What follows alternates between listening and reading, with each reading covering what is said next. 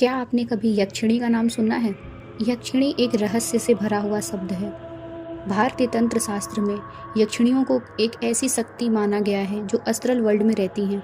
इनका रूप अति सुंदर होता है, मनोहर, आकर्षक, लेकिन ये सौंदर्य एक झलक भर होता है, उसके बाद सिर्फ अंधेरा। तांत्रिक और साधक लोग इन्हें सिद्ध करने की कोशिश करते हैं, कुछ धन और वशीकरण के लिए, तो कुछ अपराधी मानसिकता के साथ भयानक इच्छाओं के लिए।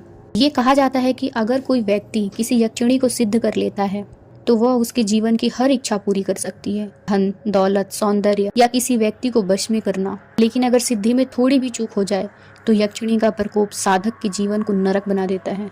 आज मैं आपको एक ऐसे ही व्यक्ति की कहानी सुनाऊंगी जिसके लालच ने उसके जीवन को जीवंत नर्क बना दिया। ये कहानी है रघुनाथ की। उत्तर प्रदेश के एक छोटे से गांव का रहने वाला, अकेला, तन्हा, लेकिन अंदर से लालच से भरा हुआ एक पुरुष।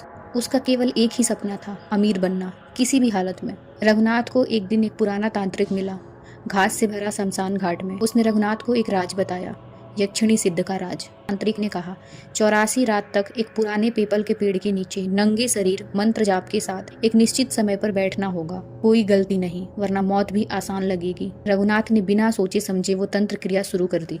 पहले कुछ रातों तक सब कुछ ठीक था, लेकिन छठी रात से अजीब घटनाएं होने लगी। के साय में एक औरत की झलक मिलती थी, कभी हंसी की आवाज, कभी किसी के बाल हवा में उड़ते हुए। रघुनाथ ने डरना नहीं छोड़ा और मंत्र जाप जारी रखा। लेकिन जैसे जैसे रात बढ़ती गई वैसे वैसे यक्षिणी का प्रकट रूप दिखाई देने लगा।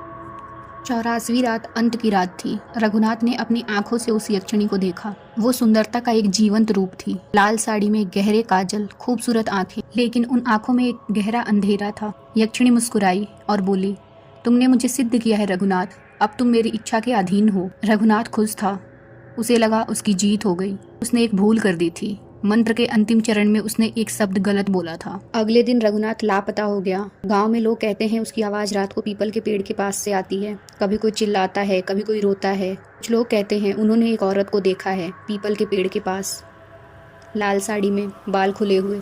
Subscribe for more.